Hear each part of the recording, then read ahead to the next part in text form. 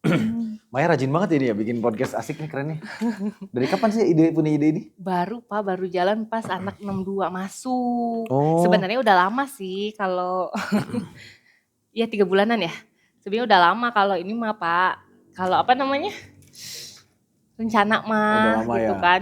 Cuman ngomong podcast sama gue, podcast yuk gitu Oh, kan. cuma gitu-gitu aja. Cuman gak jalan. Nah jalannya itu pas anak 62 ini. Oh, Dia oke. diajak, dianya yang nagih terus, ayo kapan Oh podcast, gitu. ayo kapan podcast, kan kita jadi gerah juga Iya, ya. iya, iya, Ya iya. udah yuk, jadi eksekusi, jadi Iya, iya. keterusan. Jadi keterusan ya. Oke, makasih Pak Willy udah berkenan hadir berbagi cerita di Siap. podcastnya Cerita Maya. Makasih loh Aduh, ya Pak, di sama-sama. sela-sela kesibukan yang luar biasa ya Pak ya. Siap, siap. Ya makasih. Seneng juga nih karena kemarin sempat lihat beberapa tayangannya. Wah, Apa tadi namanya tuh? Cerita Maya Cerita Pak. Maya. Ya, saya sempat beberapa kali lihat. Wah, ini keren banget nih Wah gitu ya. serius Pak, Ya, ada salting keren. nih. Keren banget. Ini bisa jadi hal yang positif ya karena kita bisa berbagi gitu ya. Iya betul Insight Pak. dari orang lain gitu kan. Dan juga Maya ngasih ruang untuk orang bisa dapat informasi yang mungkin selama ini nggak pernah mereka dapetin secara langsung gitu Betul kan. Pak. Itu Jadi setiap orang tuh punya ceritanya ya Pak betul, gitu. betul sekali. Oke, Iya. oke. Aduh Pak Willy apa kabar nih Pak? Baik, sehat. Ya seperti yang Maya sekarang lihat aja, Iya. sehat alhamdulillah gitu ya. Oke. Dan ya masih dengan aktivitas dan rutinitas Iya yang pasti padat banget ya kalau Pak sama Willy hari itu ini. ya. Tapi Alhamdulillah. sibuk apa nih Pak akhir-akhir ini Pak? Hari-hari ini karena kebetulan kan juga mahasiswa lagi ujian ya, sekarang lagi ujian. Jadi sementara sih masih mengerjakan tugas lain selain mengajar Iya. di LKP IPB. Betul. Ya, kita sebagai asisten bidang talent development dan sekarang sedang mengerjakan beberapa project lah ya, kerjasama dengan pihak luar begitu ya. Itu sih yang saat ini menjelang akhir tahun ya, menjelang libur justru Lagi masih sibuk-sibuknya ya Pak ya, lagi hektik ya Pak betul, ya. lagi hektik karena biasanya kan memang laporan akhir tahun kan juga lumayan ya. Ya, Menyita aduh. waktu dan energi juga lumayan. Betul. Tapi mudah-mudahan Banget lancar ya, lah Pak. semuanya. Amin, semoga lancar ya Pak ya.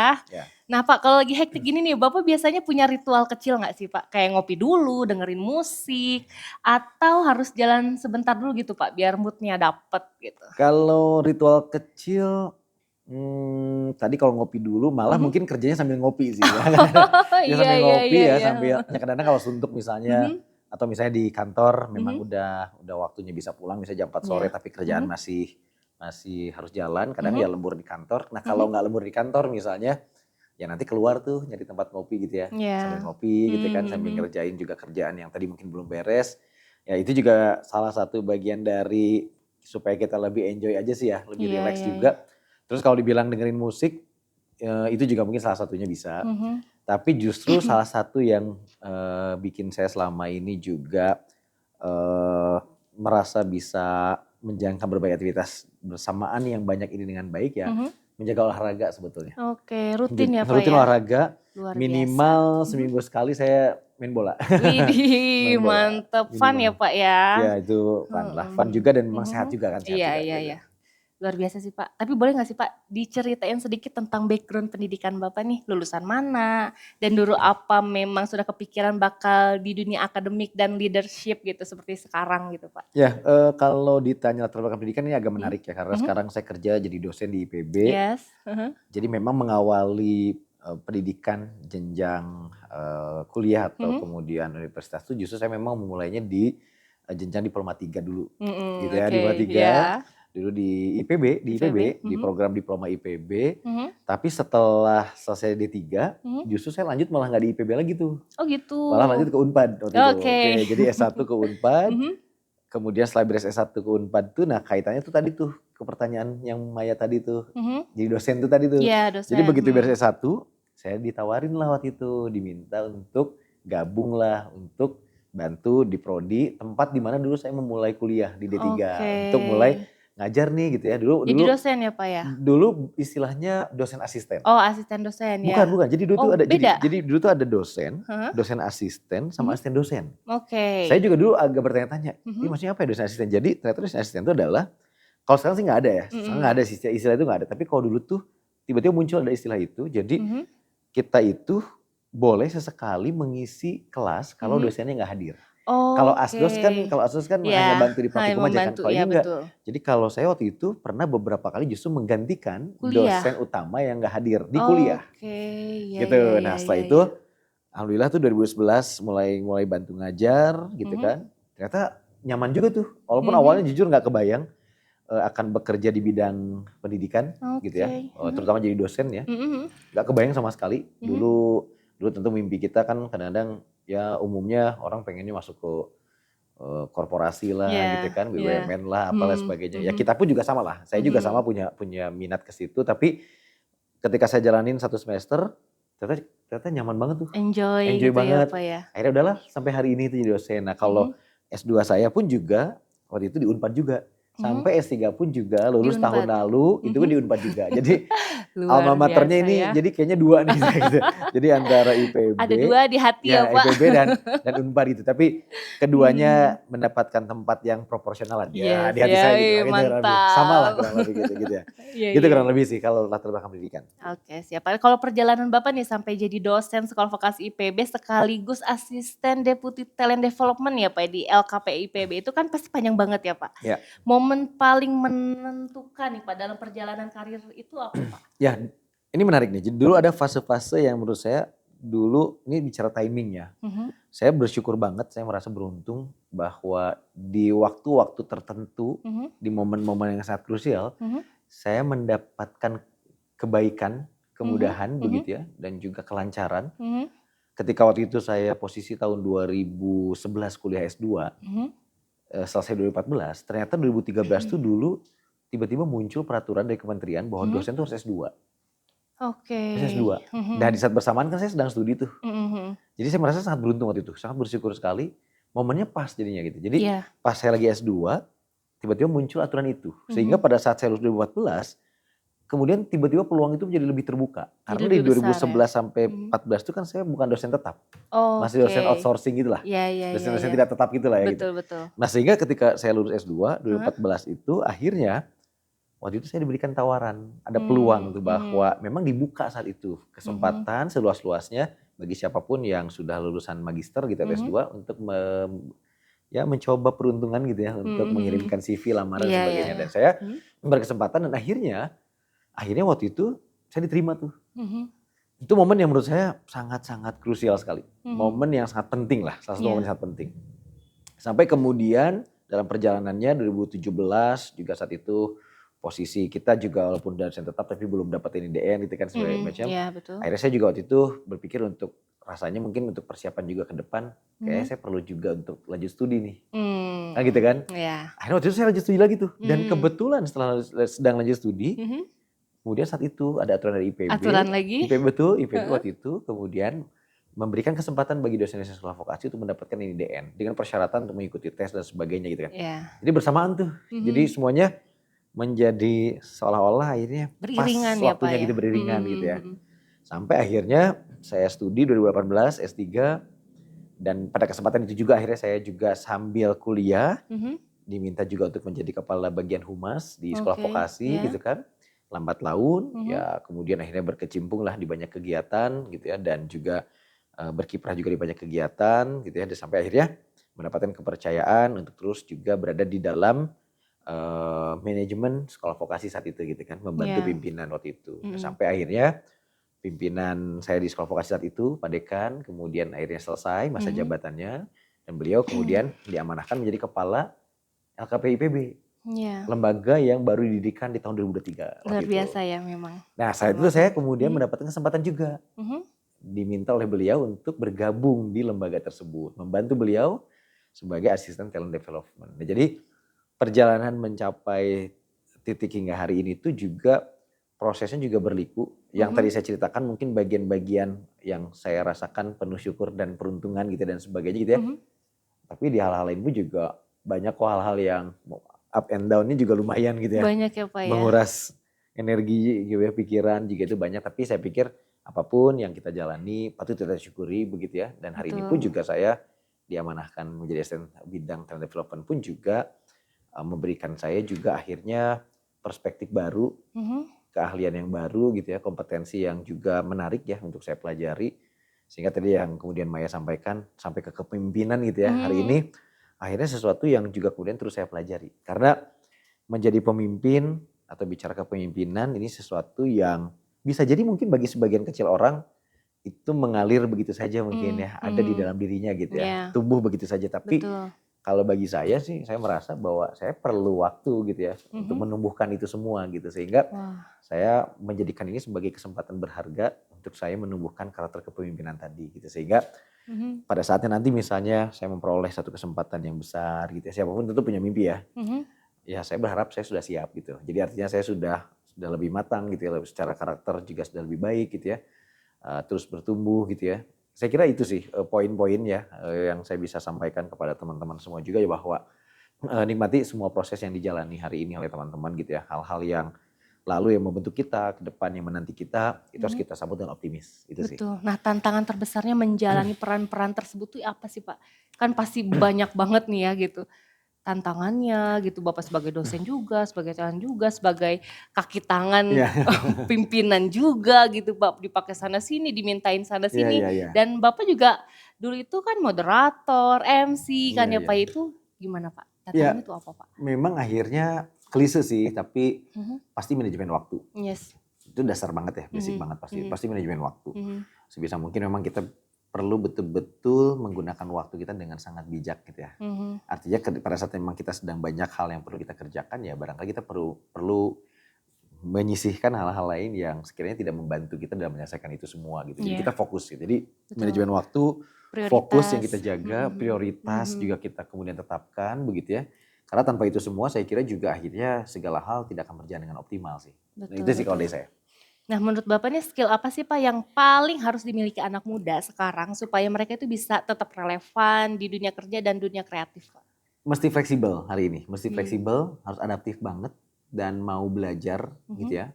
Mau mencoba hal-hal yang hari ini juga ke depan kan terus berubah ya. Betul betul. Jadi kita perlu punya Mhm kesiapan itu mhm dan perlu dibangun karakter yang betul-betul menjadi pembelajar yang tangguh gitu mhm ya, pembelajar yang ulung gitu ya, mhm pembelajar yang tekun, yang ulet gitu ya. Karena yang membedakan kita dengan yang lain ya sekarang ya soal keberanian kita untuk lebih berani gitu ya, meluangkan waktu lebih banyak gitu ya. Mau lebih betul capek gitu kan, betul. mau lebih terkuras gitu ya Mhm energinya, mhm. mau lebih banyak misalnya meluangkan waktu untuk hal-hal yang mungkin selama ini dianggap sebagai beban atau berat dan sebagainya, tapi niscaya itu akan jadi hal yang positif ke depan. Jadi skill-skill seperti critical thinking ya, complex problem solving, collaboration, Mhm. itu tuh udah satu hal yang hari ini sudah tidak bisa lagi ditawar-menawar lagi gitu. Jadi sudah bisa ditawar lagi bahwa itu semua harus sudah ada di dalam diri kita masing-masing sih.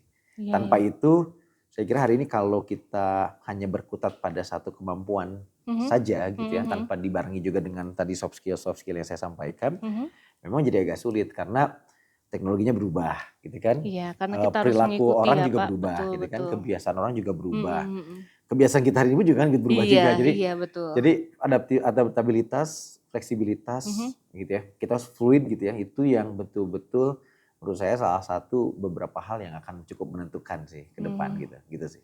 Oke Pak, aku lihat juga kan Bapaknya aktif ya di Perhumas Indonesia, dan sekarang itu menjabat sebagai Ketua Bidang Pelatihan Kehumasan, Ya, BPP Perhumas periode 2024 dan sampai 2027.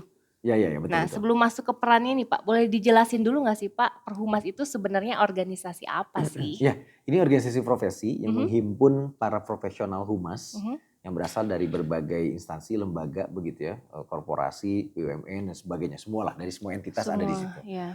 Ini menaungi gitu ya, dan Perhumas ini diharapkan bisa menjadi barometer ya dari Mhm kemajuan kehumasan di Indonesia begitu. Jadi ini memberikan ruang untuk mhm kita belajar bersama begitu ya, ruang untuk tumbuh bersama dan ruang juga untuk melihat bagaimana kita menghadapi gitu ya mhm situasi-situasi yang tidak terduga ke depan, mhm. melihat bagaimana peran PR ke depan juga atau humas juga menjadi semakin penting di sana gitu ya. Iya. Sehingga bagaimana kita berharap dengan adanya Perhumas semua gitu ya, para insan humas gitu ya, ataupun juga para PR yang hebat-hebat di luar sana pun juga bisa terus mengikuti tren perkembangan yang Iya. ada gitu. Jadi lewat Mhm Perhumas kita bisa mendapatkan warna-warna baru gitu ya, bisa mhm mendapatkan perspektif baru, bisa mendapatkan insight yang baru, bisa mendapatkan juga keterampilan yang baru. di sana diharapkan kemudian ada gitu ya. Gitu. Oke. Perhumas itu kan membawa misi Indonesia bicara baik ya Pak ya. Nah apa sih makna misi ini dari kacamata Bapak nih terutama di era digital yang sering banget diwarnai misinformasi dan noise Pak? Ya, kita paham bahwa yang disebut dengan humas itu kan sebenarnya ya kita semua nih sebagai bagian dari Betul. masyarakat Indonesia. Dan kita sebetulnya juga ikut andil, bertanggung jawab juga sebetulnya terhadap citra dan reputasi bangsa kita. Betul. Sebagus apapun bangsa kita, kalau kemudian kita di ruang digital tidak kemudian kita sampaikan, tidak kita isi juga dengan hal yang baik ya, saya kira tidak akan tergambarkan kan Indonesia yang bagus itu kan gitu. Betul, Jadi betul, justru Pak. malah hari ini kan tadi disampaikan oleh Maya, misinformasi terjadi, hal-hal yang negatif mungkin banyak bermunculan. Betul. Nah itu bisa jadi karena kurangnya kita mengkampanyekan hal-hal baik tentang Indonesia. Ya. Maka dari situlah kemudian Perhumas gitu ya mendorong untuk kita melakukan semacam kampanye bersama gitu ya, kita gerak bersama untuk menyuarakan bahwa kalau kita bicara Indonesia ya kita bicara yang baik-baik saja gitu. Iya. Karena Indonesia itu sedemikian bagus, sedemikian hebat. Kita punya nilai budaya yang sangat luhur gitu ya, nilai ketimuran juga yang sangat luar biasa gitu ya.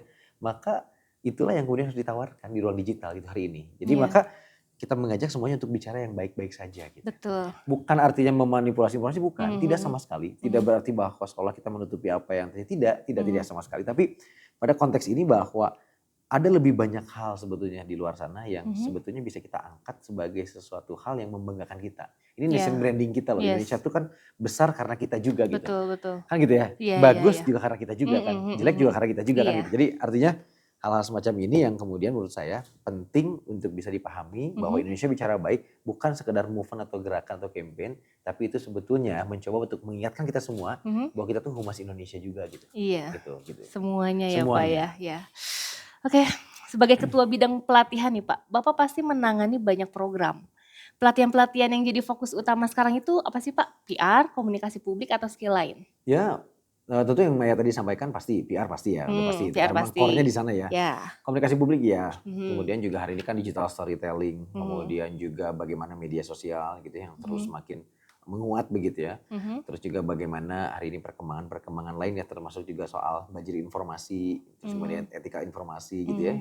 Kemudian juga bagaimana tadi misinformasi, hoax dan sebagainya. Ya, betul. Semua kami coba pahami sebagai sebuah kebutuhan terkini gitu ya. Itu yang paling penting. Jadi ketika kita menyiapkan program gitu ya, ataupun juga menyelenggarakan satu kegiatan, maka kami lihat urgensinya seperti apa, kebutuhannya seperti apa. Jadi kalau dikatakan pada bidang-bidang apa, tentu bidang-bidang yang hari ini memang sedang kemudian dibutuhkan dan ramai diperbincangkan gitu. Betul. Itu jadi, tapi komunikasi korporat pun juga mungkin. Kadang-kadang misalnya kita bicara soal komunikasi kesehatan juga mungkin gitu. Ya, jadi menyesuaikan lah ya Pak ya. Menyesuaikan tentu dengan bagaimana dinamika yang terjadi hari ini. Apalagi di era hari ini kan juga kita berhadapan pada situasi yang ya kita sebutlah sebagai era attention economy lah, kita sebut dengan perception warfare lah, perang persepsi lah segala macam. Jadi konteks hadirnya PR tuh sekarang memang semakin betul-betul penting gitu ya, menurut saya sih gitu. Betul Pak. Nah karena zaman sekarang tuh apapun gampang viral ya Pak ya gitu. Nah menurut Bapak itu kesalahan paling umum organisasi atau UMKM dalam mengelola komunikasi publik itu apa sih Pak? Iya, terima kasih. Jadi apa yang kemudian menjadi kendala begitu ya bagi organisasi atau UMKM adalah mereka tidak mampu melihat apa yang sebetulnya dibutuhkan oleh publik. Perilaku audiens, kebutuhan audiens gitu ya. Apa yang kemudian diharapkan audiens itu mereka belum kemudian pahami. Karena bisa jadi basis dari keputusan yang mereka ambil adalah lebih melihat kepada apa yang di dalam kemudian sedang dilakukan. Bukan pada sesuatu yang kemudian di luar sedang berubah. Karena ketika kemudian kita menyampaikan sesuatu hal yang justru kemudian ternyata tidak dirasa penting dan tidak dirasa dibutuhkan oleh publik di luar, ya maka apapun yang kita lakukan juga menjadi tidak akan berdampak apa-apa. Nah oleh karena itu jadi penting bagaimana hari ini perusahaan harus betul-betul sangat responsif, organisasi harus responsif, harus juga bisa melihat situasi secara real time, apa yang sedang dilakukan oleh orang di luar sana, apa yang sedang dijadikan sebagai bahan percakapan orang di luar sana gitu ya. Sehingga kita bisa pelajari nih jangan-jangan nih perusahaan kita, organisasi kita sedang dibicarakan nih gitu kan.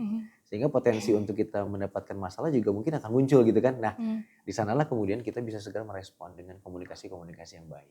Itu sih kalau seperti itu. Keren nih Pak. Ya, Nah, ngomongin soal komunikasi publik ya Pak dan tantangan di era digital nih Pak.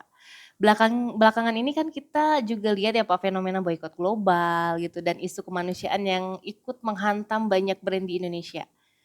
Nah, saya itu mau masuk sedikit nih Pak ke perspektif akademik dan PR Bapak terkait fenomena ini ya Pak ya, izin ya. Nah kan melihat gelombang boikot itu yang begitu masif dan terorganisir nih Pak di media sosial belakangan ini. Apakah ini menandakan adanya pergeseran fundamental pada karakter audiens di Indonesia nih Pak? Dari yang tadinya konsumen pasif menjadi apa yang disebut sebagai khalayak ideologis. Oke, itu pertanyaannya. Oke, baik terima kasih. Saya coba jawab ya, Mai. Jadi yang tidak kalah penting selain tadi karakter audiens ya, memang hari ini berubah. Saya sepakat bahwa audiens hari ini sangat berubah total ya. Saya mungkin akan bahas supaya nyambung ya gitu ya. Jadi kalau kita bicara audiens, hari ini mereka betul-betul menjadi penikmat informasi yang tersebar begitu banyak di setiap harinya. Jadi information overloaded hari ini sudah terjadi. Informasi kan sekarang udah seperti tsunami gitu kan. Iya betul. Jutaan informasi itu datang gitu ya. Artinya bergelombang gitu ya tiap hari gitu ya. Sementara span attention regression seseorang pun juga semakin menurun. Gitu Maya, semakin menurun. Artinya bahwa mereka seringkali melihat informasi-informasi sekilas gitu kan. Selain itu juga ada perang persepsi juga yang tadi saya sampaikan. Jadi ruang media hari ini betul-betul dijadikan sebagai ruang yang menjadikan satu pihak dan pihak lain itu bertarung untuk mendapatkan posisi menjadi sangat penting di mata publik. Betul. Menjadi sangat menarik di mata publik kan. Ditambah juga tadi ada tension ekonomi.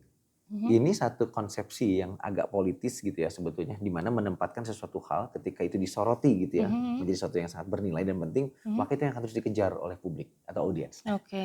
Itu kan sekarang kan sesuatu kan ketika rame semua orang ikut, rame semua ikut. Viral itu. Nah tapi kalau kita kaitkan lagi tadi pada konteks soal boykot dan sebagainya, justru saya ingin melihat pada perspektif yang lain, di kata audiens oke, saya sependapat itu bisa. Di hal yang lain justru yang sangat berdampak adalah bahwa media sosial hari ini justru telah berubah menjadi media mainstream. Media arus utama, karena di sanalah orang sekarang melihat informasi itu di sana, nggak lagi di TV, nggak lagi di radio gitu. Nah, sehingga akhirnya informasi-informasi apapun juga kemudian lebih cepat diterima oleh mereka. Sehingga akhirnya masyarakat hari ini kan lebih cepat tahu tentang apapun yang terjadi di luar sana. Sehingga gelombang boikot tadi itu dipengaruhi gitu ya. Salah satunya juga karena hegemoni media sosial sekarang semakin kuat sekali, mencengkeram kuat. Betul. Artinya kan kalau dulu kan barangkali juga tidak semua orang kan bisa mengakses informasi dengan secepat itu kan. Tapi kalau hari ini kan Instagram, TikTok ya dan sebagainya kan sekarang betul-betul sangat terbuka ya. Kita mau nonton berita apapun, lihat apapun gitu. Sehingga akhirnya semua orang akhirnya sekarang bisa memperoleh informasi yang sama dalam waktu yang sama, sekalipun berbeda negara dan sebagainya itu hanya mungkin waktunya aja mungkin agak berbeda gitu ya. Tapi kan informasi yang diterima kan sama. Sehingga kan muncul tuh akhirnya tuh satu opini publik yang kemudian akhirnya terus membesar gitu ya. Akhirnya ada satu keyakinan bersama bahwa oh memang ini yang terjadi merupakan satu kesalahan dan sebagainya. Sehingga akhirnya dengan mudah sekarang muncul cancel culture kan. Iya cancel culture. Ya kan ada muncul kan akhirnya budaya untuk kemudian penolakan terhadap sesuatu hal ketika ramai diperbincangkan di media dan lain sebagainya. Ruang digital, media sosial telah memungkinkan itu semua terjadi. Jadi hari ini reputasi seseorang, reputasi sekelompok orang, reputasi perusahaan, organisasi, entitas tuh bisa dengan tiba-tiba bermasalah. Iya betul. Tapi di sisi lain juga bisa tiba-tiba meningkat. Karena hari ini penyebaran informasinya amat sangat cepat. Jadi soal boykot tadi pun juga, saya tidak melihat pada sisi ini ya, maksudnya kalau substansi, saya kira kita sepakat ya bahwa apa yang diperjuangkan oleh teman-teman yang boykot kan juga di sisi apa yang mereka yakini ya tentu tepat ya dan tidak ada yang salah dengan itu. Tapi saya melihatnya dari sisi konteks tadi soal media bahwa terjadi boykot, terjadi satu penolakan-penolakan yaitu akibat dari sekarang arus informasi yang semakin deras, dibantu juga dengan media sosial yang sekarang semakin mudah digunakan, semua orang punya akunnya. Dan semua orang juga bisa melihat informasi apapun gitu ya, kapanpun real time gitu ya. Nah, sehingga akhirnya setiap detik mereka bisa menerima informasi dan sehingga mereka kadang-kadang lebih mudah percaya dengan apa yang mereka lihat di sana kan gitu. Nah itu yang juga perlu hati-hati karena sebagai pengguna media sosial, ini di luar dari konteks boykot tadi ya, saya secara umum ya bahwa itu kan hal yang lain. Tapi kalau saya lihat dari sisi yang lain bahwa hari ini kita pun juga perlu punya filter. Betul. Jadi artinya informasi-informasi mana yang bisa kita percayai, informasi mana yang tidak perlu kemudian kita juga percayai atau informasi yang perlu diverifikasi yang mana gitu ya. Karena informasi hari ini betul-betul sangat luar biasa banyak. Apalagi gen boomer gitu. Betul. Ya, itu langsung share aja gitu ya, Nah Pak. masalahnya ini atensinya menurun. Jadi orang tuh sekarang hanya punya tingkat konsentrasi itu hanya 8 detik untuk melihat sesuatu hal. Makanya Mas Maya juga pasti kalau lihat Instagram atau TikTok pasti scroll ya, gitu kan. Menarik scroll Karena ya. kita hanya punya waktu 8 detik. Jadi bayangkan bagaimana bisa seseorang hari ini memahami sebuah konteks gitu dari informasi gitu ya. Ketika mereka hanya melihat sekilas, Betul betul. sekilas, Mhm. sekilas, Iya sekilas. iya iya. Ya sulit, sulit, sulit. Jadi itu yang menurut saya menjadi salah satu faktor yang sangat dominan hari ini gitu ya, Mhm. menyebabkan sekarang orang mudah tergerak gitu ya. Mhm. Sekarang orang boleh ya sekarang yang bagus ya dalam konteks yang positif hari ini misalnya bagaimana, banyak sekarang netizen ya yang peduli tentang bencana di Sumatera ya. Kita Mhm. bisa lihat ya Betul bahwa betul. banjir Sumatera kan membuat netizen hari ini begitu peduli luar biasa, Mhm. bahkan sampai ada yang berkunjung langsung ke sana gitu dan Mhm. sebagainya. Kekuatan media sosial kan. Iya. Coba kalau dulu mungkin belum ada media sosial juga kan, ini sisi positif ya, saya lihat Iya. dari positif bahwa kita bisa mendapatkan informasi yang lebih cepat gitu ya. Mhm. Yang mungkin kalau dulu gitu ya sebelum ada media sosial mungkin perlu waktu ya, karena Mhm. mungkin tim media perlu liputan dulu gitu ke sana dan sebagainya, perlu berangkat ke sana. Tapi kalau media sosial kan langsung orang masih selama handphonenya masih nyala gitu kan, masih nyala, Iya betul. ya dia masih bisa bikin Masih video ada gitu wifi kan, iya.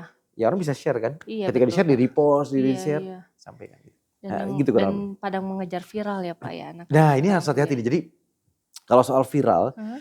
saya terus terang tidak terus pendapat Mhm. kalau viral ini mau digunakan sebagai upaya kita untuk menaikkan atensi, exposure orang gitu. Yes. Karena secara durabilitas juga nggak lama. Iya, nanti Mungkin langsung okelah, redup. mungkin di awal Mhm. mungkin okelah, Mhm seminggu 2 mhm. minggu okelah, Mhm. mungkin kita mendapatkan keuntungan dari situ. Tapi Mhm. viralitas dalam konteks marketing Mhm. sekalipun gitu ya, Mhm. hari ini sebetulnya sudah mulai agak bergeser karena orang Iya. juga sekarang sudah mulai agak mu eee, mudah membaca gitu ya, Mhm. memetakan, oh ini memang sengaja diviralin gitu, Iya ini iya. sengaja diviralin. Jadi Betul viralitas betul. marketing Udah masih permainan ya, oke, Pak, ya masih oke buzzer. sih viralitas, Mhm. ya buzzer bisa sih gini, Mhm. viralitas marketing masih oke, Mhm. tapi ke depan sih saya kira yang organik akan lebih bagus sih Iya. gitu. Jadi, apalagi dalam konteks hari ini kalau tadi bicara soal yang lebih umum ya, Mhm. kadang-kadang kan yang viral juga belum tentu benar, Betul. kan gitu kan, yang Betul viral juga betul. belum tentu tepat gitu Iya kan. iya iya. Nah jadi kalau saya sih mendingan kalaupun memang mau dalam konteks ini digunakan viralitas tadi gitu ya, yang mendingan benarkan viralkan kebenaran gitu ya. Mhm. Jadi bukan benarkan yang viral, karena yang Mhm. viral kan belum tentu benar, tapi Iya. kalau kebenaran kita ramaikan kan ya malah bagus kan Iya, gitu. Jadi betul betul, kalau Kak. dalam konteks itu saya kira masih boleh, tapi Oke. kalau di hal yang lain saya kira soal viralitas ini mohon untuk agak mulai dipertimbangkan lah, karena Mhm. tadi ketahanannya nggak begitu lama gitu, Iya iya. gitu Ini sih. agak maaf ini, Pak, ini pertanyaan buat Gak apa-apa, kuliah soalnya, gak apa-apa, Pak. gak apa-apa, aman aman aman aman aman. Di dalam pandangan Bapak nih ya, seberapa signifikan pengaruh nilai atau value dan ideologi kemanusiaan dalam keputusan pembelian konsumen Gen Z nih saat ini? Apakah faktor reputasi moral kini lebih mahal harganya dibanding kualitas produk itu sendiri, Pak? Ya, tentu jelas kalau nilai ya, value dan Mhm. sebagainya itu jelas, tapi justru kalau saya ingin mengangkatnya dari sisi persepsi dulu. Mhm. Dari brand positioning-nya mereka dulu atau brand Yes. awareness-nya dulu gitu ya, Mhm. brand awareness-nya dulu lah. Jadi Mhm. bagaimana orang mempersepsikan bahwa produk ini bagus dan sebagainya, maka orang tidak akan lagi peduli soal harganya berapa. Mhm.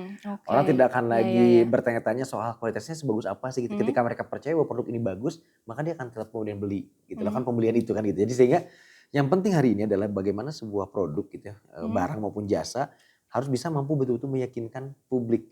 Yang mana hari ini publik atau audiens atau konsumen dalam hal ini gitu ya, saya Mhm. sebagai pembeli produk tuh Mhm. dihadapkan pada begitu banyak pilihan. Mhm. Untuk satu jenis produk saja, Iya betul. mereknya kan juga sangat beragam. Betul banget, Pak. Artinya apa? Mhm. Berarti hari ini perang bagaimana gitu ya, kita bisa meyakinkan dan mempengaruhi mereka bahwa Mhm. kitalah yang terbaik. Iya.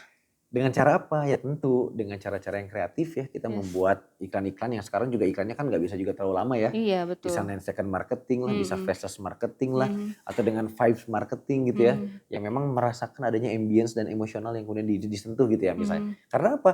Karena sebelum orang benar-benar mau coba kan mereka harus tergerak dulu kan, tergugah dulu. Kenapa ini kemudian menjadi menarik untuk mereka kan gitu ya. Nah Mhm. maka di sanalah poinnya gitu menurut saya. Mhm. Jadi karena kalau sudah coba produknya ya pilihannya tadi tinggal kalau emang enak ya akan terus dibeli kan, kalau Mhm. bagus ya akan terus dibeli kayak gitu. Iya Tapi iya iya. sekali lagi kalau kita bicara persepsi, ini lebih dalam dari itu. Karena Mhm. sudah menyentuh tadi pada aspek nilai dan juga value. Betul. Ketika dia sudah mempersepsikan ini bagus, sebut saja saya menggunakan produk A misalnya. Mhm. Kenapa sih saya menggunakan produk A terus padahal secara harga misalnya lebih mahal. Mhm. Padahal ada merek lain yang harganya mungkin lebih murah tapi kualitasnya lebih Kualitasnya bagus sama iya, misalnya. bagus, lebih bagus, Tapi betul. ketika persepsi saya sudah betul-betul meyakini bahwa ini yang terbaik, Mhm. ya saya akan tetap beli itu gitu. Iya Dan di iya sana iya. tapi sekali kita kemudian mendapatkan kekecewaan dari produk yang kita gunakan, Iya, maka dengan seketika pula kita akan segera beralih karena begitu banyak pilihan di luar sana. Jadi memang betul. hari ini, tantangannya sangat luar biasa saya kira Mhm. bagi para pebisnis ya, Mhm. bagi para pelaku usaha. Karena hari ini audiens betul-betul punya referensi yang begitu beragam. Mhm. Preferensinya pun juga sekarang sering berubah-ubah. Mhm mhm. Kemudian juga sering mengikuti juga Betul. tren gitu kan, Iya iya tren banget, dan iya. lain sebagainya. Jadi memang ini perlu betul-betul satu tingkat responsivitas yang sangat bagus ya, tingkat kepekaan yang sangat bagus dari para produsen ya, atau dari para pelaku usaha saya kira gitu, agar mereka bisa tetap terus menjangkau. Bayangkan dulu kan inget ya waktu rame waffle kan, Iya. kroffel Ya. semua kan sampai Ya ngantri kan, benar-benar. ya kan? Iya betul. Matcha misalnya matcha Maca semua gitu semua, gak ada iya artinya. iya iya. Tapi apakah kemudian kita akan bergerak di arah situ gitu kan? Nah, ya silakan kalau mau di situ, tapi kalau misalnya kita mau langgeng ya maka perkuat nilai brand kita. Sehingga publik gitu ya, konsumen, sekalipun ada ya kompetitor baru, ada pilihan baru dan lain sebagainya, ya mereka tidak berpikir bahwa mereka perlu mencoba produk baru itu gitu, Yes, ya, ya, atau ya. merek baru itu gitu, karena Dan mereka sudah percaya ya ini yang terbaik gitu. betul. Nah, Yang itu. penting tidak berpaling ya Pak ya Iya betul, gitu. itu juga kan gak mudah juga kan sekarang ngejaga loyalitas Betul. konsumen dengan mendapatkan konsumen baru itu kan juga sekarang malah Iya. ya tipis-tipis susahnya Betul. gitu. Bahkan lebih susah menjaga untuk loyal kan Iya gitu iya kan gitu. iya. Rasa berubah udah pindah gitu Ya ya Pak, begitu cari yang enak yang mana sih yang lebih murah itu gitu kan kan itu. Pak, Jadi iya. memang perlu jadi banyak hal sih saya kira. Kalau bicara soal nilai, value, ideologi, hari ini semua orang lebih mudah dipengaruhi hari ini. Kalau dulu kan waktu belum ada medsos ya, mungkin setiap orang tuh punya satu pendirian yang lebih kuat dibanding sekarang. Jadi kalau udah ngerasa yakin ini oke gitu ya. Ya tapi kalau sekarang kalau udah ada medsos aja, coba bentar-bentar lihat di explore kita, rame nih lagi hits apa gitu Iya kan. iya iya iya. Lagi viral nih, waduh kayaknya kalau nggak coba kayaknya Apalagi yang nggak di asik gitu ya. review-review Iya atau di influencer review yang ini influencer yang selebgram bagus-bagus, gitu ya, selebgram, betul waduh udah betul. deh ini coba gitu. Udah Nah ini itu approve ya itu approve makanya. gitu ya. Nah jadi hal seperti ini yang saya kira menjadi tantangan tersendiri juga bagi para pelaku usaha hari ini. Gitu. Oke Pak, mantap. Terkait respon awal beberapa jenama nih Pak, yang cenderung normatif atau bermain aman dengan narasi netralitas. Menurut Bapak nih dalam krisis kemanusiaan yang sensitif seperti ini, apakah sikap diam atau netral masih bisa dianggap sebagai strategi komunikasi yang etis? Ataukah diam justru dimaknai publik sebagai keberpihakan yang salah Pak? Ya, baiknya memang sebetulnya gini, kalau dalam posisi sedang ada sebuah tragedi kemanusiaan ya, maka sebaiknya kita tidak memilih langkah yang tadi disebut di akhir tuh oleh Maya dalam bentuk yang diam gitu, tidak. Paling tidak kita berikan satu penjelasan kepada publik ya, di mana kita berperan gitu ya. Atau bagaimana kita kemudian mau melibatkan perusahaan kita gitu ya untuk kemudian masuk di wilayah sana. Walaupun kalau bicara soal netralitas, saya pikir sah-sah saja, boleh saja. Karena kebijakan perusahaan kan berbeda-beda. Apalagi kalau kita bicara multinational company, international company kan tentu ada kebijakan yang lebih tinggi lagi gitu ya, yang bisa diputuskan oleh pimpinan yang tidak berada di sini kan gitu. Jadi artinya berada mungkin di headquarternya sana misalnya yang ada di Amerika misalnya, di London misalnya, atau ada di Australia misalnya dan sebagainya. Artinya setiap keputusan tidak bisa diambil serta-merta di sini misalnya. Tapi minimal paling tidak kalau dalam sisi tragedi kemanusiaan saya kira setiap perusahaan tentu akan tetap menunjukkan tanggung jawab moralnya. Jadi bagi saya sih akan sangat mengejutkan apabila ada sebuah perusahaan apalagi yang besar gitu ya, yang tidak sama sekali gitu ya melakukan satu upaya seminim mungkin gitu ya untuk menunjukkan kepeduliannya. Minimal saya kira dengan memposting satu ucapan prihatin gitu ya, kemudian berduka dan sebagainya. Saya kira itu juga salah satu bagian kan yang saya kira mudah dilakukan lah gitu. Itu relatif mudah dilakukan. Selebihnya kan yang lainnya kita bisa memberikan bantuan, gitu ya, donasi dan sebagainya. Itu hal lain. Tapi minimal kepedulian tadi ditunjukkan lewat medsos yang kita bagaimana menyampaikan pernyataan resmi dari perusahaan bahwa kita turut berduka nih dengan peristiwa ini gitu ya. Kan sekarang artinya mudah kan tinggal apakah nanti bentuknya di feeds berupa poster atau flyer gitu ya, betul, atau Pak. di Instastory gitu ya, atau di TikTok atau mau video gitu ya, pimpinannya langsung yang bicara gitu ya, kan boleh juga kan. Jadi saya pikir kalau dalam konteks strategi kemanusiaan akan lebih baik kalau kita kemudian bergerak gitu ya, dibandingkan kita berdiam diri sih. Sekecil apapun itu akan bermakna besar bagi masyarakat. Yang terdampak maupun yang tidak terdampak sekalipun juga akan bermakna, akan sangat bermakna gitu sih. Siapa? Nah, bagaimana nih Bapak melihat fenomena distorsi pesan ini Pak, ketika aksi korporasi pusat misalnya nih memberi makan tentara di negara lain, dampaknya langsung menghantam cabang di Indonesia gitu yang notabene berbeda manajemen. Apakah ini kegagalan PR dalam melokalisasi isu global Pak? Ya bisa jadi saya bisa katakan iya. Artinya bahwa mereka tidak cukup mampu ya untuk mengelola gitu ya, bagaimana wacana yang terbangun di ruang publik gitu ya. Jadi itu kan sebuah wacana yang kemudian dijadikan sebagai bahan diskusi gitu ya, dan juga menjadi bahan perbincangan kan di ruang publik ya. Semestinya kan sejak saat itu kemudian mulai ramai diperbincangkan gitu ya, mulai kemudian dipertanyakan, maka semestinya PR dari perusahaan tersebut semestinya sudah mulai harus juga muncul. Walaupun memang ada beberapa teori ya yang Iya. mengatakan misalnya contoh situational crisis communication theory misalnya, bahwa Mhm. di sana teori ini kan mengajarkan kepada kita untuk kita melihat situasi dulu nih, Iya. sejauh mana situasi ini berkembang gitu ya. Mhm. Nanti barulah kita kemudian merespon gitu ya. Mhm. Itu bisa juga, tapi kalau sudah begini maka saya akan lebih cenderung cocok misalnya dengan menggunakan rhetorical arena misalnya. Kita Oke. bermain nih di ruang ini untuk Mhm. kemudian juga menyampaikan kepada publik di Mhm. posisi mana kita sebenarnya gitu. Iya, iya. Karena yang dibutuhkan publik kan sebetulnya tidak lain dan tidak bukan adalah soal kejelasan. Mhm. Gitu Iya. ya, soal bagaimana kita mesti memastikan bahwa di mana sih posisi perusahaan kita, Mhm. di Betul. pihak yang manakah kita Betul, gitu kan. betul. Itu kan yang dibutuhkan Iya, sebenarnya kan. iya, iya, iya. Walaupun mungkin bisa jadi di sisi perusahaan tersebut secara internal juga mungkin tidak sesederhana itu ya, Mhm. tapi bagi saya memang perlu sebetulnya dari awal kalau Mhm. memang mereka merasa yakin bahwa mereka tidak misalnya tidak memiliki kebijakan yang sama, Mhm. ya maksudnya dari awal langsung saja mereka sampaikan. Karena kalau sudah terjadi Mhm. satu krisis, Mhm. sudah ramai Mhm. menjadi satu opini publik gitu yang Mhm. bahkan sudah menjadi pergerakan di ruang publik gitu ya. Mhm. Sampai kemudian ikut membuat banyak orang yang tadinya mungkin tidak terlalu aware gitu ya, menjadi Mhm. aware gitu ya. Mhm. Jadi lebih peduli dan juga Mhm. kemudian terbawa-bawa, ya Mhm. saya pikir sudah agak terlambat. Terlambat ya, Pak? Udah agak terlambat. Mhm. Karena kalau kita bicara krisis, kita sudah harus dengan sesegera mungkin memutuskan Mmm. menanganinya secepat mungkin. Secepat mungkin. Mhm. 0 sampai 30 menit itu menjadi sangat krusial, 0 sampai 2 jam itu juga menjadi sangat krusial. Oke. Bahkan maksimum kita hanya punya waktu 6 jam untuk benar-benar bisa meredam informasi yang sedang berkembang. Bahkan Oh. secepat mungkin boleh merespon di awal secara normatif dulu gitu ya, Heeh. bahwa kami akan menyampaikan informasi lebih lanjut, namun Heeh. saat ini kami pastikan bahwa kami tidak sama sekali misalnya terkait dengan Iya, peristiwa iya, yang betul, terjadi. betul, betul. Misalnya, Mhm. Mhm. namun demikian Mhm. kami mohon gitu ya, bahwa Mhm. teman-teman untuk Mhm. menunggu informasi lebih lanjut dari kami gitu ya, Mhm. yang akan kami sampaikan beberapa waktu Iya, mendatang betul, begitu ya. betul. Setelah kami menghimpun sejumlah data dan juga fakta terkait. Kan Mhm. bisa begitu kan? Betul. Artinya jangan sampai dibiarkan, karena kalau Dibiarkan. dibiarkan, ya Maya bisa lihat Betul. situasinya kan ketika Betul, betul. dibiarkan, Makin parah ya, Pak, ya? Yang penting mungkin kita mungkin mereka muncul. berpikir bahwa, ya nanti juga lama-lama hilang gitu ya. Mhm. Mhm. Lama-lama juga mungkin gak rame lagi gitu kan. Oh Mhm. gak bisa. Kalau Mhm. kita bicara isu, bicara krisis, sebisa mungkin selesaikan aja. Mhm. Ya mungkin kalau kita sedang beruntung oke lah, misalnya ada isu yang lebih besar misalnya, Mhm. atau ada peristiwa lebih besar, Mhm. sehingga isu yang yang ada yang menimpa perusahaan kita, ya mungkin tertutup tiba-tiba gitu kan. Mhm. Atau misalnya tiba-tiba tenggelam gitu ya. Mhm. Tapi kan kita gak bisa berharap itu terjadi setiap saat kan gitu. Nah Iya, itu betul, kurang Pak. lebih jadi itu. Iya, betul, Pak. Oh iya. Boleh, Pak, diminum Oh dulu, iya Pak? siap siap, saya minum udah. Aduh, memang berat ini, Pak, pertanyaannya, Pak. Oke, Biasanya aman aman. santai aja, Pak, cuma ini Aman. karena buat kuliah Ya juga nggak apa-apa, nggak sekalian apa-apa. ya, Aman Pak. aman aman aman. Aman aman aman aman. Ini banyak juga nih, Pak, Jonama Oke. termasuk McDonald Indonesia akhirnya kan menempuh langkah image repair kan dengan menyalurkan donasi kemanusiaan ke Palestina dan mengubah dekorasi gerai. Nah, secara teoritis, apakah langkah corrective action seperti ini tuh efektif untuk memulihkan kepercayaan publik, Pak? Atau hanya akan dianggap sebagai gimmick marketing semata? Kalau yang apa? Mohon maaf. Gimana? Jadi yang ini Pak, yang apa, yang McDonald gitu Oke. kan, Indonesia itu akhirnya kan menempuh jarak image repair dengan Iya. menyalurkan donasi kemanusiaan ke Iya Palestina betul dan betul. mengubah Betul. dekorasi gerainya ya Betul Pak betul ya betul betul. gitu. Nah, secara teoritis itu apakah langkah corrective action seperti ini tuh efektif untuk memulihkan kepercayaan publik atau hanya akan dianggap sebagai gimmick marketing semata, Pak?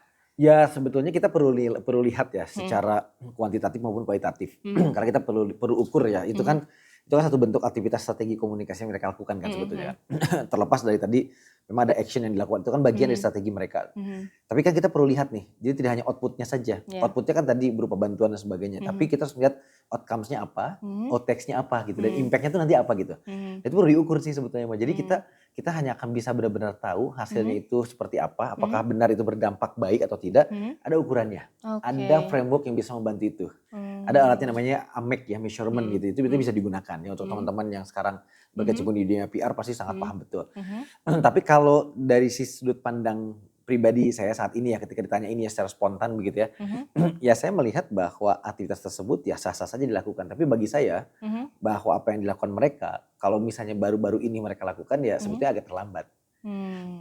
Karena kan peristiwa tersebut kan sudah terjadi juga cukup lama ya gitu ya. Mmm. Mestinya kan memang sejak awal kalau mau kan begitu ya. Iya, iya betul. Tapi apapun yang kemudian saya kira apapun ya yang terjadi dengan apa yang kemudian sekarang mereka kemudian lakukan, setidaknya sudah mulai ada menurut saya ya Mhm. perbaikan yang cukup signifikan ya, bahwa Mhm. mereka sudah mulai mempertimbangkan untuk melakukan Iya. satu aksi-aksi yang konkret begitu ya. Iya. Itu saya pikir patut diapresiasi juga Mhm. gitu. Walaupun kalau ada orang yang bilang itu gimmick dan sebagainya ya sah-sah saja sebagai sebuah persepsi orang gitu ya, atau pandangan orang ya. Tapi kalau bagi saya langkah yang mereka lakukan sudah relatif baik gitu ya, Iya, relatif baik ya, cukup baik lah gitu, cukup bagus karena sudah mulai menunjukkan adanya satu langkah langkah konkret ya, konkret, yang betul-betul mereka ingin tunjukkan kepada publik bahwa oh kami tidak lagi seperti yang teman-teman bayangkan loh, kami tidak lagi seperti yang teman-teman kemudian selama ini sanksikan loh dan sebagainya gitu. Jadi itu saya kira upaya yang sah-sah saja dilakukan, bagus.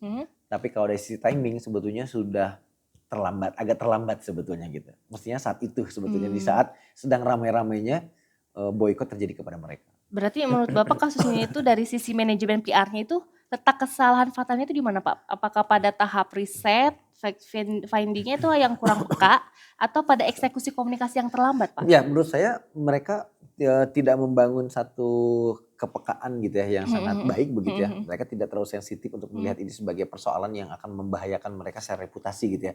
Jadi saya melihatnya bahwa mereka sepertinya tidak punya satu standar operasional prosedur untuk menangani sebuah isu maupun juga krisis.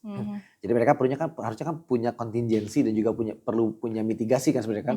Ketika ada sesuatu hal yang kemudian terjadi kan mestinya kan mereka sudah harus sangat siap gitu ya, bahwa mereka bisa membayangkan ini kalau dibiarkan akan terus berlarut dan akan berbahaya. Sepertinya mereka tidak menyadari bahwa efeknya akan sebesar ini begitu ya, dan mereka pikir mungkin ini akan sekilas lalu gitu ya, lewat begitu saja. Sehingga saya melihat dari sisi aktivitas PR memang ada satu kegagalan untuk memahami bahwa di proses awal menjadi sangat penting untuk melihat ini sebagai sebuah isu yang berpotensi menjadi krisis.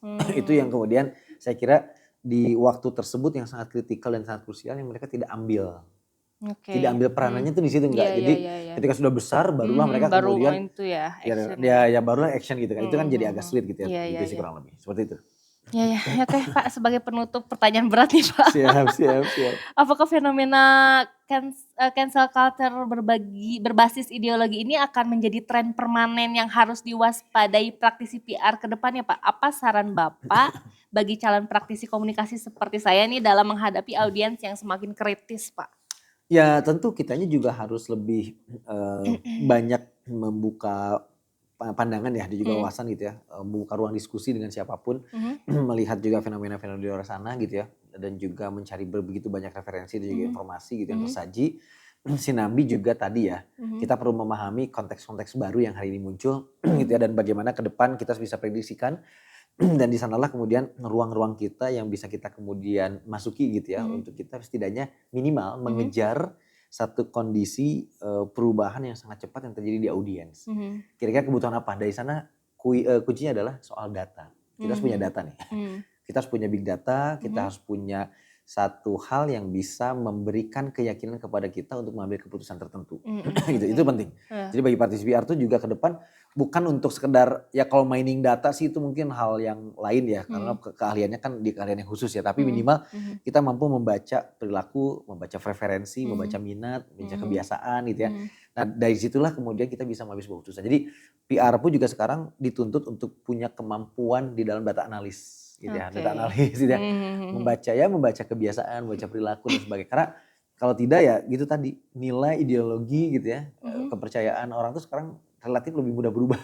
Iya Beda betul dibanding dulu. Jadi, Pak. jadi kita sebagai PR pun juga harus lebih sensitif ya, lebih fleksibel, lebih adaptif, dan betul-betul mau mempelajari hal-hal baru termasuk tadi kebutuhan soal kemampuan data analis, data mining gitu ya. Walaupun sekali lagi bukan di aspek teknisnya ya, tapi lebih kepada bagaimana kita memanfaatkan data-data tadi. Iya. Gitu sih kurang lebih. Keren sih Pak. Aduh. Berat banget ini. Oke Pak, abis bahas yang berat-berat nih Pak, pengen balik lagi nih ke sisi personal Bapak nih. Pak, saya kan lihat dari Instagram nih ya Pak. Bapak tuh sering banget posting foto istri, sweet banget Pak gitu. Apa keluarga jadi motivasi terbesar Bapak nih dalam berkarir?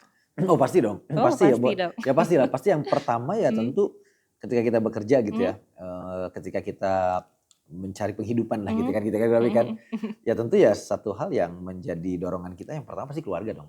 Pasti keluarga dong gitu kan. Bahkan mungkin kita menempatkan diri kita mungkin di poin keberapa gitu, tapi kalau keluarga tentu yang utama karena bagaimanapun juga kan kita berharap bahwa keluarga kita akan terus semakin baik gitu ya, dengan berbagai kondisi gitu ya, dan juga hal-hal yang terjadi di luar hari ini gitu kan yang sangat luar biasa. Ya kalau kita bicara soal kebutuhan hidup gitu ya, kemudian juga gaya hidup ya, cara hidup hari ini, pola hidup, juga kan trennya kan juga semakin Iya.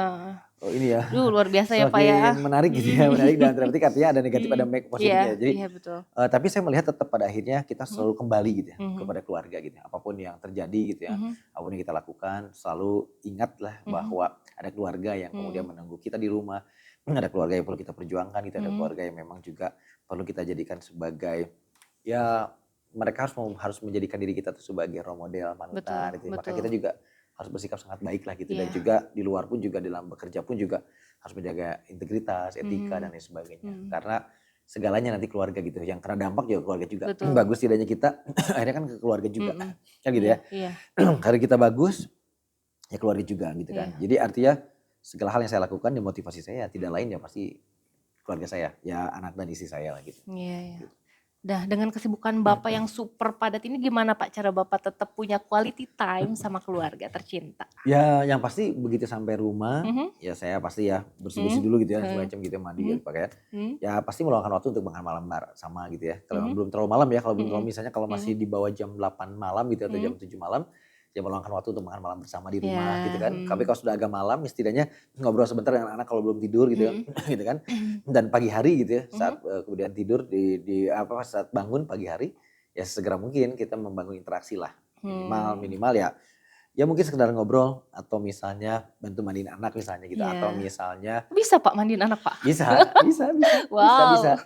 bisa bantuin anak bisa cuma walaupun Mmm, walaupun kan sekarang juga anak belum mulai gede ya, iya, iya, dan iya, iya. sekarang kan juga anak yang pertama udah sekolah, Iya, dia udah mandi sendiri. iya, Tapi iya, kalau yang iya. kedua kan kadang-kadang dimandiin kadang juga udah mandi sendiri, tapi kalau yang kedua kebetulan anak cowok gitu kan. Mhm, Jadi ya kadang-kadang main dulu tuh pagi-pagi tuh. iya, heeh, Kadang dia misalnya kan kalau saya kan kantor biasanya berangkat jam 7 atau setengah mhm, 8. Nah, biasanya mhm, tuh kalau jam 6 tuh atau setengah 7 tuh ya dia suka pengen jalan kaki tuh di depan rumah atau mhm. misalnya bawa sepedahan gitu Iya, kan, iya. sepedahan Dan gitu. itu nyempetin, Pak?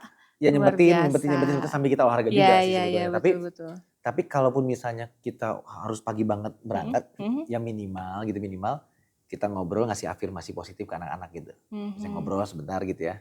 Apapun misalnya kayak misalnya saya bilang mau berangkat gitu dan sebagainya, ya baik-baik di rumah, jangan ini jangan mmm, itu, semacam itu. Kasih afirmasi positif bahwa ini semata buat apa dan sebagainya. Jadi iya, hal-hal semacam itu yang intinya sih ketika kita ngerasa menyadari waktu kurang, mhm, minimal komunikasinya dibikin lebih berkualitas lah gitu. yes. Walaupun sebentar, tapi itu bisa Bisa berdampak lah dan ya ngena bermakna gitu lah ya, bagi Pak, bagi ya mereka gitu. gitu, gitu sih. Iya, iya, keren banget sih, Pak.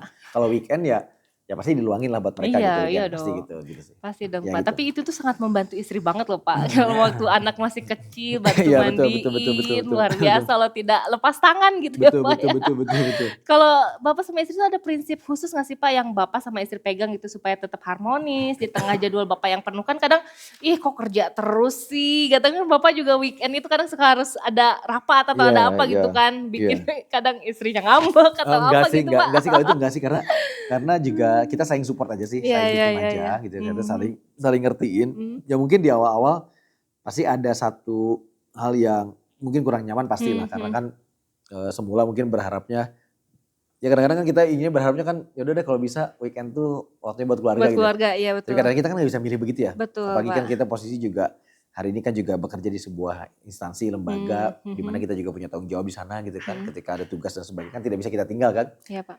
Ya tapi lambat laun akhirnya kita bisa saling ngertiin gitu ya. Mhm, Jadi akhirnya ya tidak ada masalah sih sebetulnya gitu ya. Jadi sehingga malah justru sekarang kita saling support aja sih gitu. Selama yang penting mhm. kita tetap berada di koridor Di yang koridor yang tepat dan juga tepat, ya jalan yang betul yang Pak. benar lah gitu kurang lebih sih gitu. Mantap, Pak. Buat anak muda nih, Pak, yang lagi ngerasa stuck gitu, langkah kecil apa sih yang sebenarnya bisa mereka mulai gitu, Pak? Ya mungkin mulai mencoba hal-hal baru mungkin gitu ya. Oke. Jangan takut ya, Pak, untuk Jangan takut gitu memulai ya, gitu. jangan takut. Mhm, Mungkin cari banyak referensi gitu kan, cari banyak referensi di mhm, luar sana. Kan sekarang bisa nonton YouTube, bisa mhm, nonton TikTok gitu ya apa. mhm, Cari mhm, kira-kira hal-hal yang mungkin sesekali mungkin boleh nih kalau dicoba gitu ya. Mungkin barangkali stuck-nya kita bukan berarti kita nggak berpotensi, bukan berarti mhm, kita nggak bisa apa-apa. Bisa mhm. jadi mungkin kita tidak di situ memang seharusnya gitu. Bisa Iya, jadi iya, mungkin iya. ada ruang lain yang membuat kita potensinya lebih keluar gitu. Iya, iya, Jadi iya, kalau betul. misalnya lagi ngerasa stuck, Mhm, ya bukan kita menyalahkan apa yang sedang kita lakukan, mhm. tapi bisa jadi memang apa yang kita lakukan itu memang semestinya mungkin belum terlalu cocok untuk kita atau belum terlalu baik Oke. buat kita gitu. Iya, Bukan iya, nggak iya, bagus, iya. bukan nggak Mhm, bagus, mhm, tapi mhm. nanti bisa jadi mungkin malah belum pas lah saat itu Mhm, waktunya mungkin gitu. Jadi mhm, misalnya mhm. ketika misalnya ada teman-teman di luar sana Mhm, sekarang lagi mencoba peruntungan untuk bisnis apa misalnya gitu kan. mhm, wah kok gagal dan sebagainya, ya mungkin bisa jadi memang belum di situ gitu. Atau misalnya ada yang sedang studi ini sekarang lagi stuck gitu ya untuk Mhm. beresin, ayolah gitu ya di luar sana tuh banyak orang yang juga kemudian mau kok di posisi kita gitu ya untuk bisa Iya, sekolah lanjut dan betul sebagainya gitu kan. betul. Yuk dorong lagi semangatnya gitu, Mhm motivasinya. mhm Atau dari awal kita ingatkan kenapa kita mesti sekolah lagi dan sebagainya, mhm mhm. niatnya mau apa sih gitu kan. Iya. Ya maka ingat ke situ, sehingga kita juga akhirnya muncul lagi semangat kita gitu. Kalau perlu mungkin cari udara segar di luar sana, Mhm. kalau perlu misalnya yang biasa kita ngerjain di kantor, ngerjain Mhm. di rumah, di kafe juga udah biasa, Mmm. sekali boleh deh ngerjain di outdoor gitu ya, di ruang Iya terbuka gitu ya. iya iya iya, Di mana betul. kita sambil lihat pemandangan gitu ya, sambil Iya. kita mau rafting lah, Iya mau betul betul. mau hiking dulu, mau apa bebas, tapi intinya ada sesuatu hal yang membuat Iya kita iya iya. mendapatkan satu pengalaman yang berbeda dulu gitu ya, sambil menyegarkan diri kita. Bisa jadi Iya. mungkin karena rutinitas membuat kita akhirnya jemu gitu dan bosan Mhm gitu. Itu mhm, kan betul juga betul. masalah juga kan gitu. Iya iya betul, Pak. Nah kalau dari kacamata talent development nih, Pak, kesalahan apa yang paling sering dilakukan anak muda ketika memulai karir nih, Pak?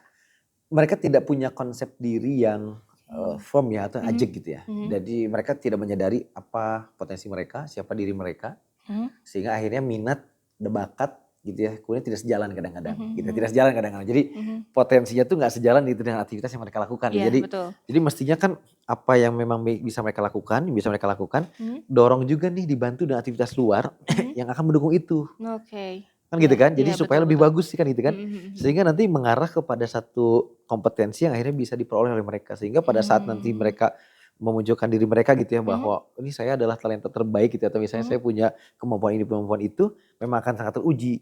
Jadi yang Mmm. menjadi masalah sekarang itu adalah baru di saat tingkat akhir jelang lulus, Mhm. baru berpikir, "Saya mau jadi apa ya?" Gitu. Iya betul betul. Baru berpikir, "Saya mau jadi apa?" Atau, "Saya mau Heeh. kerja apa?" Gitu. Iya Malah iya baru iya. nanya soal, "Aduh, nanti saya mau ngelamar ke mana ya?" Kan gitu. Nah Iya itu betul. jadi itu yang menjadi Betul salah betul menurut betul. saya. Iya iya iya. Walaupun ya sah-sah saja mungkin Mhm hal mhm. itu lumrah ya manusiawi, Mhm tapi sebetulnya akan sangat bagus kalau mhm bicara soal talent development ya, tadi mhm dalam konteks kita pengembangan karir, mhm. kita sudah harus punya career path juga sih sebenarnya gitu. Kebayang Mmm. lah gitu, udah mulai Iya. kebayang walaupun kita belum berkarir tapi Mhm. kita tuh udah mulai bisa membayangkan milestone kita ke depan tuh apa. Saya pun juga Oke. akhirnya menetapkan, tekad gitu ya, itu Mhm. setelah setahun saya bantu ngajar. Udah deh saya mau jadi dosen aja. Oke. Tapi saya mau jadi dosen seperti apa kan gitu kan, itu Iya pertanyaan kan. iya iya iya iya Mau iya. dosen seperti apa kan Mhm itu juga mhm saya tetapkan dan saya juga akhirnya kan menyusun roadmap lah untuk diri saya gitu atau milestone mhm buat diri saya. Oh 5 tahun ke depan dari tahun itu saya harus gimana gitu, 5 tahun ke mhm depan lagi harus saya seperti apa. Nah konsep-konsep itu harus dipunya gitu. mhm Misalnya teman-teman mahasiswa ataupun misalnya sekarang yang anak-anak muda nggak mau ngajar seperti saya mhm misalnya nggak mhm masalah. mhm Nah itu sah-sah saja gitu ya. Mereka misalnya mau bekerja di BUMN gitu ya, mhm. di korporasi, di startup dan sebagainya.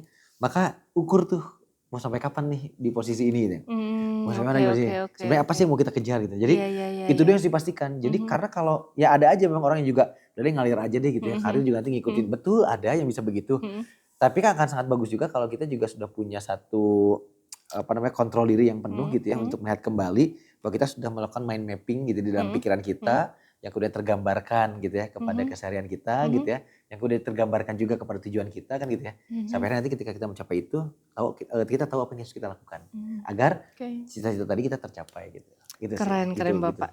gitu sih kurang lebih. Nah menurut Bapak nih karakter mahasiswa sekarang itu apa yang paling beda Pak dari generasi-generasi sebelumnya?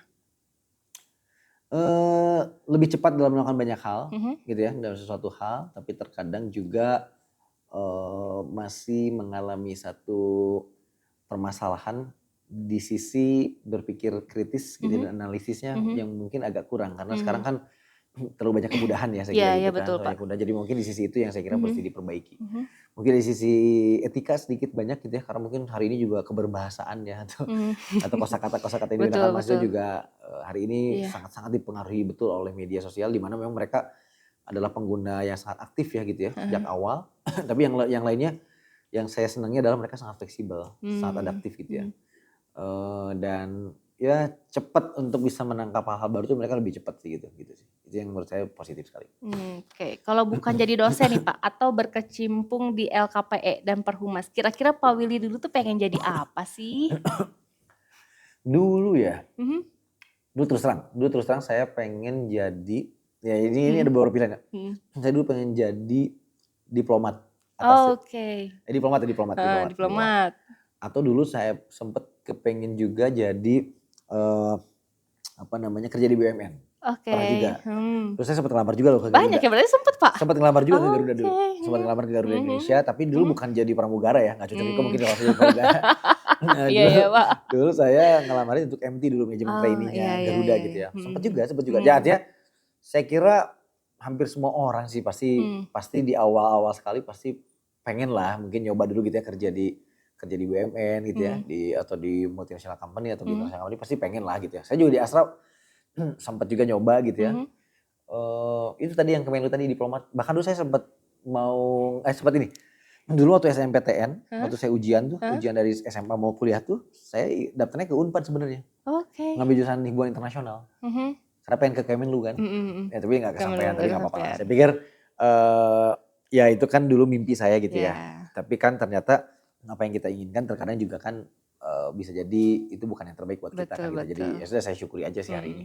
Dan malah yang bikin saya kemarin sempat agak terharu tuh sempat agak apa ya namanya membuat saya sebetulnya merefleksikan diri.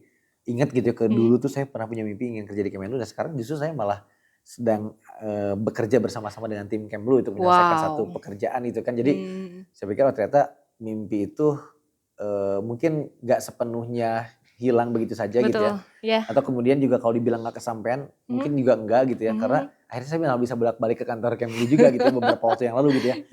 Tempat yang mungkin dulu sempat saya idamkan sekali gitu. Jadi mungkin caranya aja yang berbeda gitu.